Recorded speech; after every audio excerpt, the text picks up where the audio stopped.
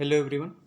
Today we are coming back with our lecture number 7 of this series, that is properties of matter and non-destructive testing. Okay. So in this lecture, तो आज के lecture में हम क्या देखने वाले हैं, फ्लूइड का पार्ट हमने कंप्लीट कर दिया था। आज का है विस्कोसिटी पार्ट। ओके, विस्कोसिटी हम देखने वाले कि ये क्या चीज़ होती है, क्या फिनोमिना है। ओके, और भी बाकी की चीज़ें हम आगे स्टडी करेंगे। तो देखो यहाँ पे पहले इंट्रोडक्शन देख लेते हैं कि लिक्विड जो है उसमें विस्कोसिटी प्रॉपर्टी कैसी रहती है। Liquids like honey glycerine take more time to flow on the surface than that of the water and kerosene. Okay, तो क्या होता है, देखो हनी मतलब जो शहद रहता है, ओके, जो मधुमक्खी के छत्ते में से निकलता है वो, ओके, तो वैसा हनी होता है, या फिर ग्लिसरीन रहता है। ओके, तो ये सब चीज़ें हैं।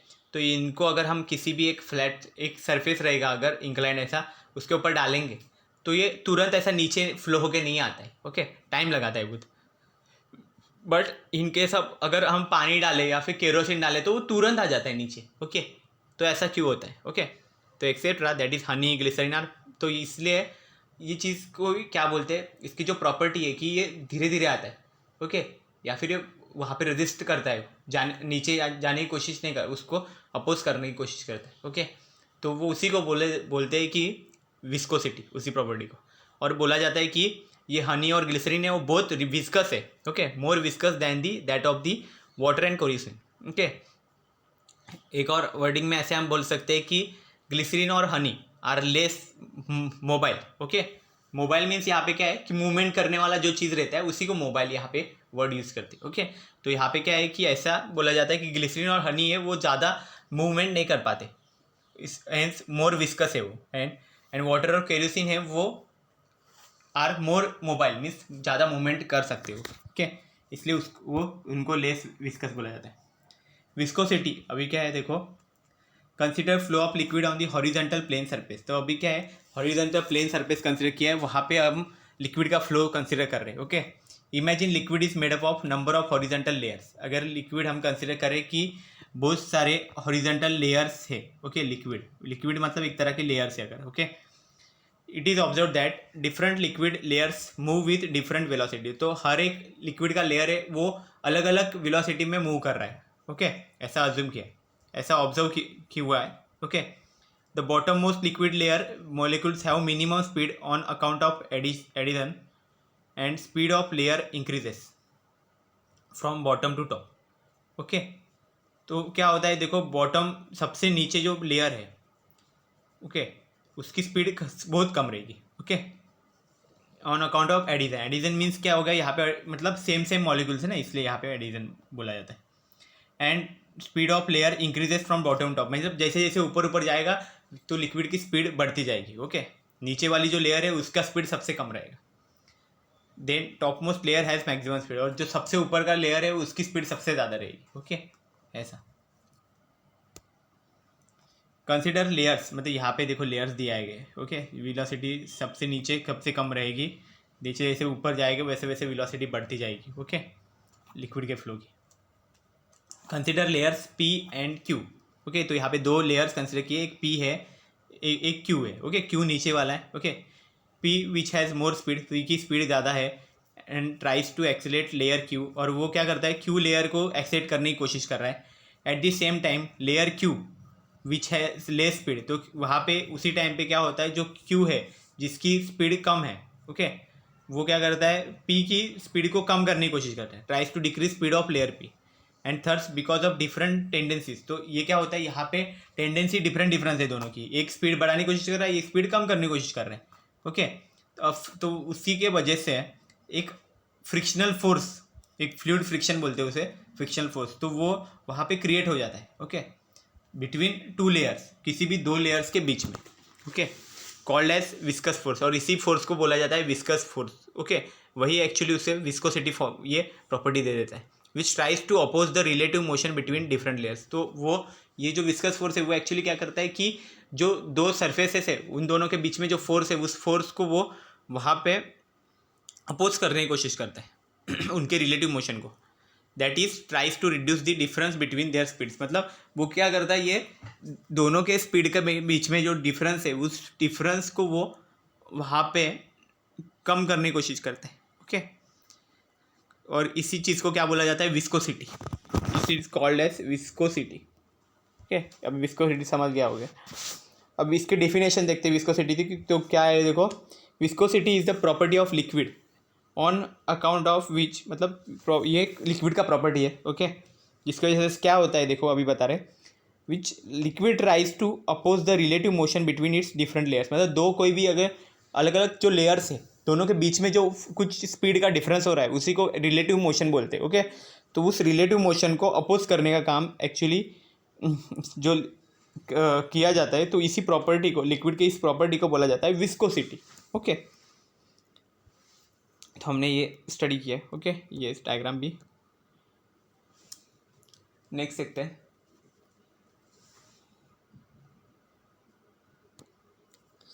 तो देखो क्या है, वेलोसिटी ग्रेडियंट। ओके, तो वेलोसिटी ग्रेडियंट क्या होता है कि कोई भी अगर दो लेयर्स आप कंसीडर करो, ओके, लिक्विड के। ओके, यहाँ पे कंसीडर किया है पी एंड क्यू, तो ये पी ऊपर का है, क्यू नीचे का है। ओके, और विथ वेलोसिटीज, उनकी वेलोसिटीज कितनी है, v प्लस डी वी है। ओके, तो पी लेयर है उसकी वेलोसिटी ज़्यादा रहेगी, वो v प्लस डी वी है, और नीचे जो q है उसकी वेलोसिटी कम रहेगी, वो है v। Okay, respectively.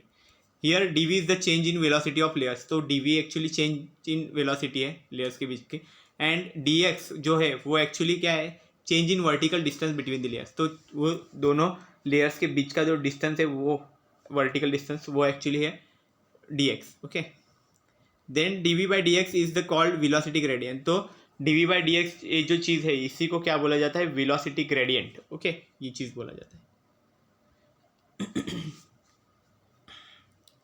सो वेलोसिटी ग्रेडियंट का डेफिनेशन कैसे बनता है देखो, velocity gradient is defined as the change in velocity per unit change in vertical distance of liquid layers. मतलब वेलोसिटी ग्रेडियंट का डेफिनेशन क्या है, velocity gradient is defined as the change in velocity, okay, per unit change in distance means vertical distance of liquid layers. Okay, formula ऐसा है, velocity gradient equal to D V by D X. Okay, तो D we मतलब velocity होगी metre पर second, और जो D x है वो डिस्टेंस है। डिस्टेंस में कैसा रहता है, वो भी मीटर से रहेगा, तो मीटर मीटर कैंसिल हो सकता है, तो पर सेकंड आ जाएगा। तो यूनिट ऑफ वेलोसिटी ग्रेडियंट क्या बनेगा, इस पर सेकंड रहेगा, ये यूनिट रहेगा इसका। ओके, या फिर सेकंड इनवर्स भी बन सकते हैं। ओके, तो यहाँ पे इसका ये रहेगा। ओके, ये हमने देखा, सेकंड इनवर्स भी बोल सकते हैं या फिर पर सेकंड, ऐसा इसका यूनिट आएगा।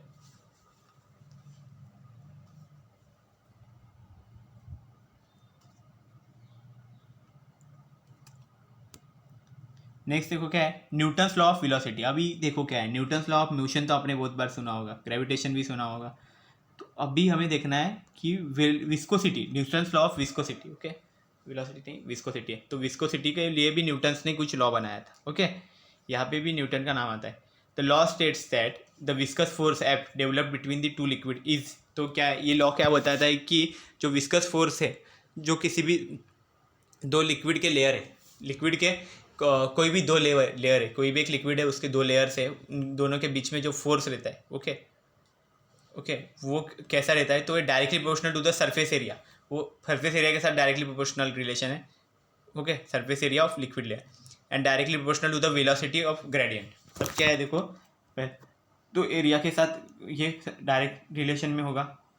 देन ये क्या होगा, वेलोसिटी ग्रेडियंट जो है हमारा D V by D X, उसके साथ भी डायरेक्ट रिलेशन में।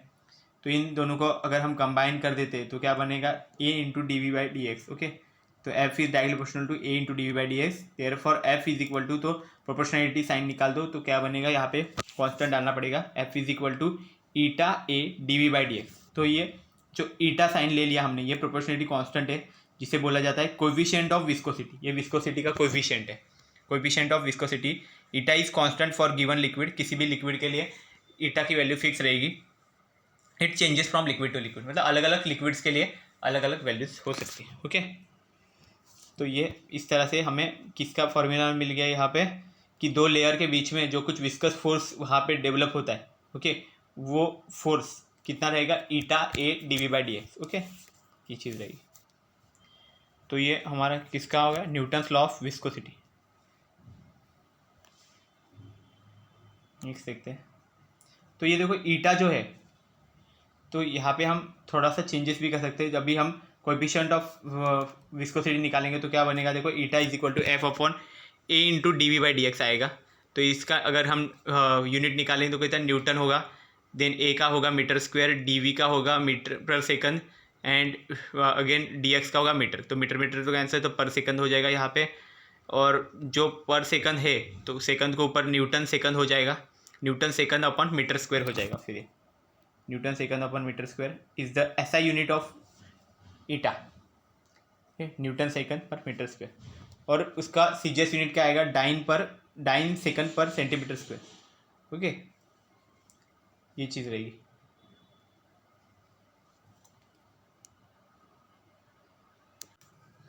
और वन पॉइस, अभी क्या है, वन पॉइस रहता है ना, वो क्या रहता है actually, one dyne centimetre per centimetre square. Okay, equal to 1/10 newton centimetre per metre square. Okay, मतलब वो छोटा ही रहेगा, one poise 1/10 of newton centimetre per metre square है। ओके, वन पॉइस की वैल्यू। और अभी डेफिनेशन क्या है देखो, the coefficient of viscosity, okay, eta, it's said to be one poise if one dyne viscous force is developed between two liquid layers of 1 centimeter square area of for unit velocity gradient। मतलब इसका definition भी इस formula से बना दिया है कि the coefficient of viscosity है eta is said to be one poise, said to be one poise if one dyne of viscous force is developed between the two liquids layers of 1 centimeter square area for unit velocity gradient। okay, to define eta we have, eta के लिए ये formula है। okay, in order to define eta if a is equal to 1, अगर a को 1 हम consider करें, D V by D X को भी 1 कंसिडर करें और f को भी, then eta is equal to f।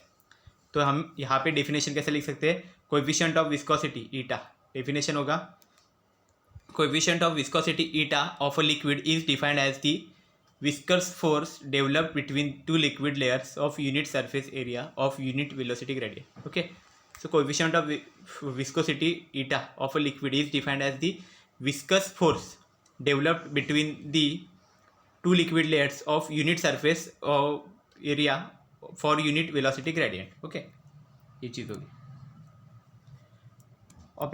और एक चीज़ है, free fall of a spherical body through viscous medium and Stokes law, यहाँ पे हमें देखना है। ओके, मतलब कोई भी स्पेरिकल बॉडी है उसका फ्री फॉल देखना है विस्कस मीडियम के अंदर, और स्टोक्स लॉ भी देखना है। ओके, तो क्या है देखो, क्या बताया गया कि कोई अंडर ग्रेविटेशन अगर कोई बॉडी अगर ऊपर से हम छोड़ देते हैं, okay, through a column of liquid, both liquid के अंदर, okay, different liquid layers move with different speeds. तो अलग अलग लिक्विड लेयर में उस स्पेरिकल बॉडी की स्पीड अलग अलग रहेगी।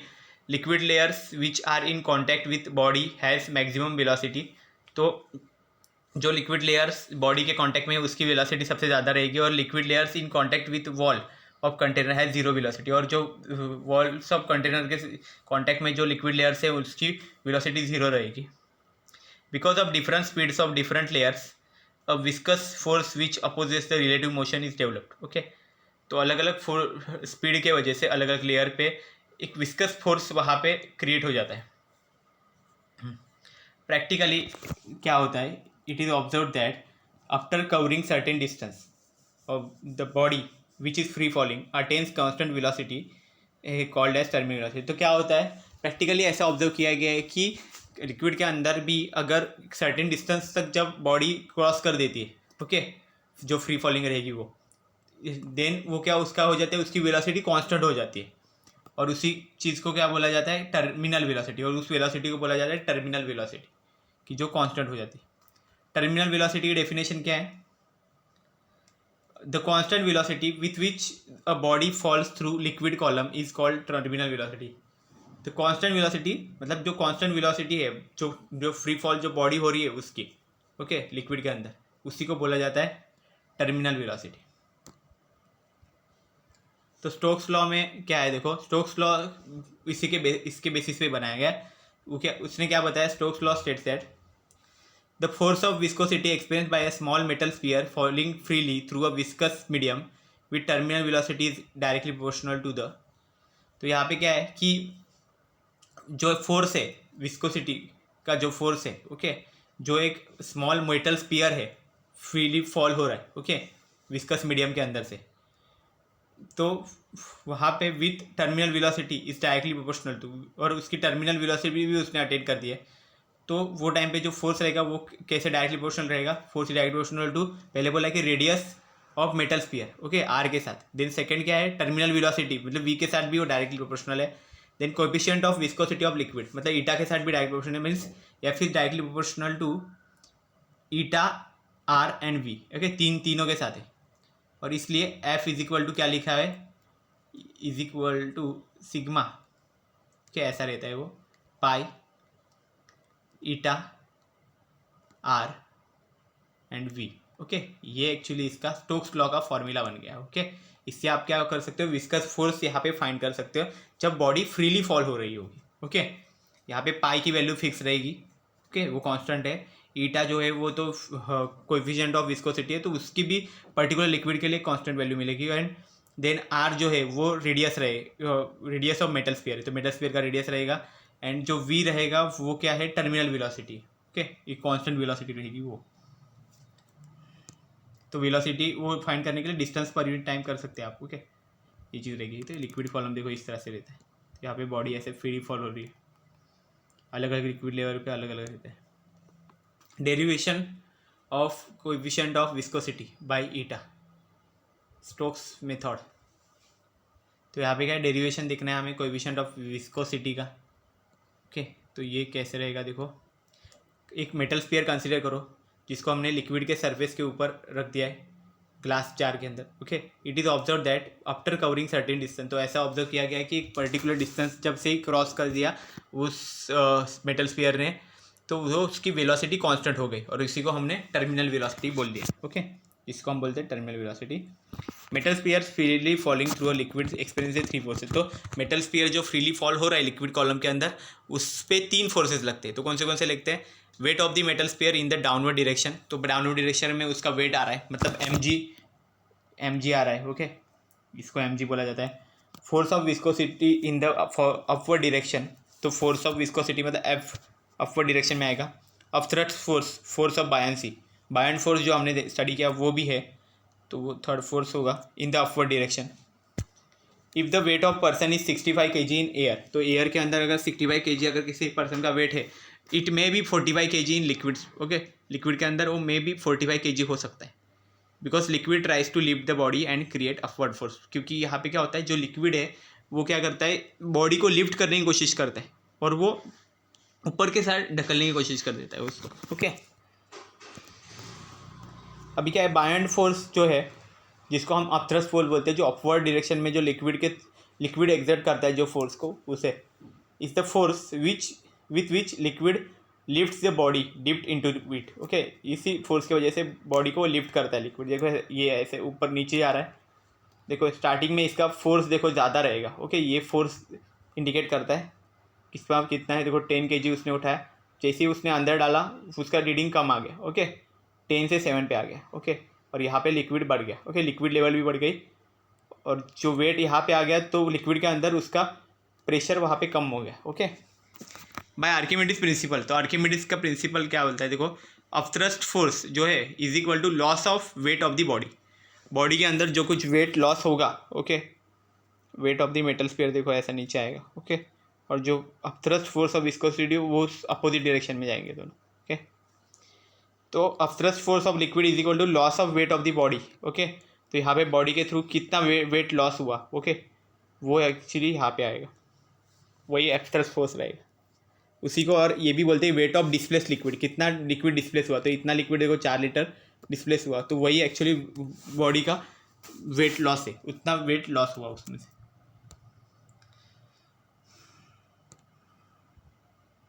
अभी देखो नेक्स्ट क्या है, since metal sphere falls with constant velocity, देखो अगर हमें मालूम है कि मेटल स्फीयर कांस्टेंट वेलोसिटी से एक्चुअली नीचे जा रहा है, ओके,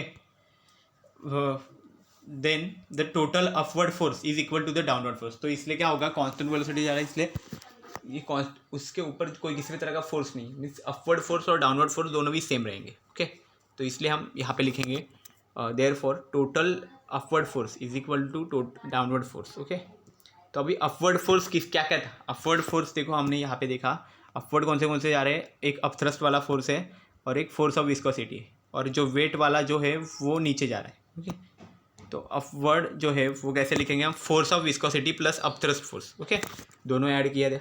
ओके, और wait of the metal sphere है वो तो नीचे के साइड जा रहा है, तो डाउनवर्ड फोर्स में लिख दो। अभी विस्कोसिटी के फोर्स का फॉर्मूला हमने निकाला हुआ है, sigma pi eta are we. Okay, and upthrust force है उसी को हम क्या बोलते हैं, वेट ऑफ डिस्प्लेस लिक्विड भी बोलते हैं। ओके, वो प्लस कर दिया, wait of the metal sphere ऐसे ही रखा है। अभी क्या है वापस फिर ये चीज़, तो ये टर्म ऐसे रहेगी। अभी मास ऑफ डिस्प्लेस लिक्विड जो है, लिक्विड का जो मास है जो डिस्प्लेस हुआ है इंटू जी। ओके, ये एक्चुअली उसका वेट रहेगा।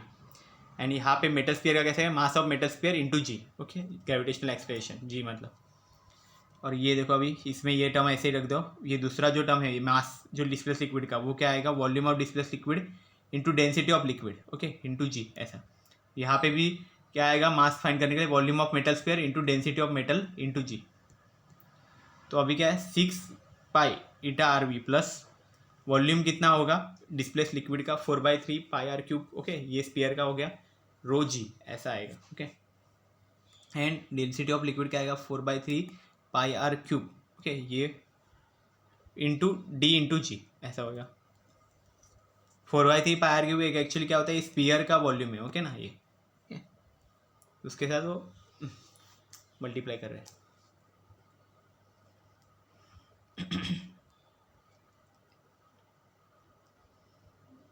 तो 6 पाई ईटा आर वी को एक साइड रख दिया, और बाकी सबको अगर यहाँ पे हम भेज देते हैं दूसरे साइड, तो ये यहाँ पे माइनस हो जाएगा, 4/3 pi r cube into d g minus 4/3 pi r cube rho g. Okay, ये फॉर्मूला मिल गया हमें।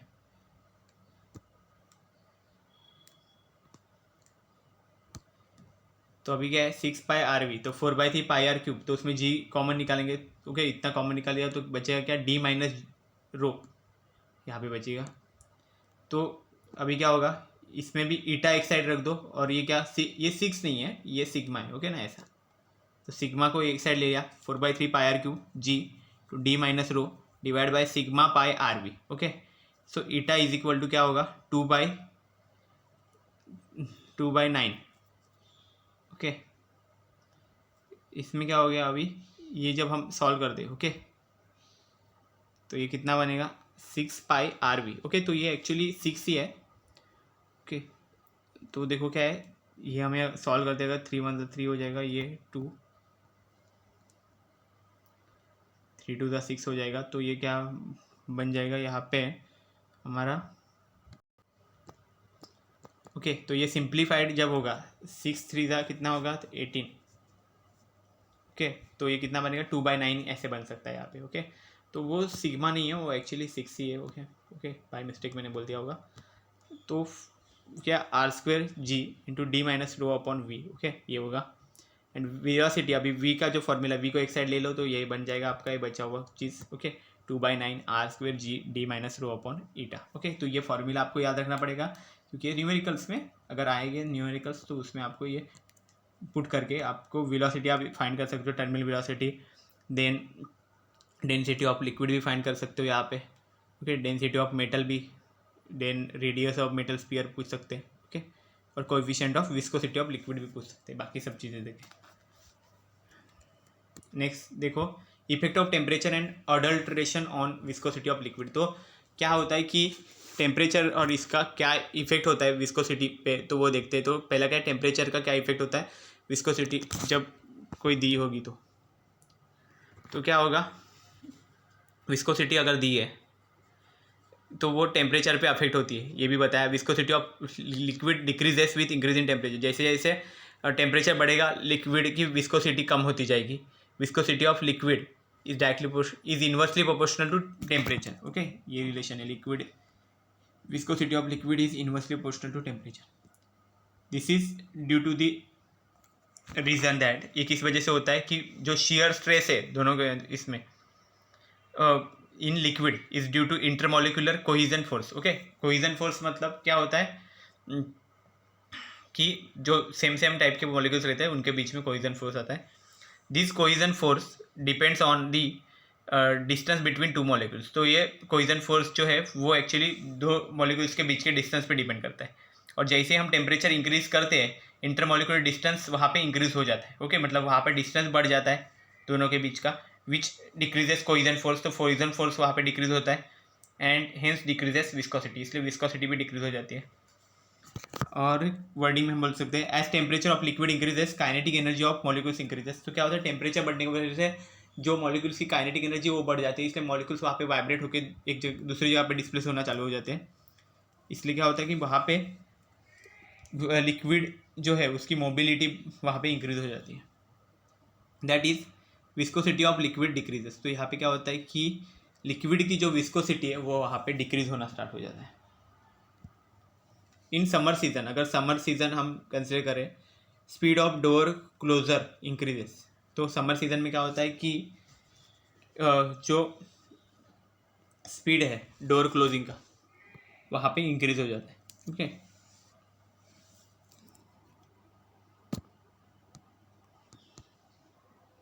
अभी क्या effect of adulteration on viscosity of liquid. तो लिक्विड अडल्ट्रेशन मीन्स क्या होता है, mixing of some other material. अगर लिक्विड में अगर कोई और मटेरियल अगर हम डाल देते हैं तो उसके वजह से भी विस्कोसिटी पे वहाँ पे फर्क पड़ता है। ओके, क्या होता है, practically it is observe that when adulteration of soluble substance is added to liquid, its viscosity goes on increasing.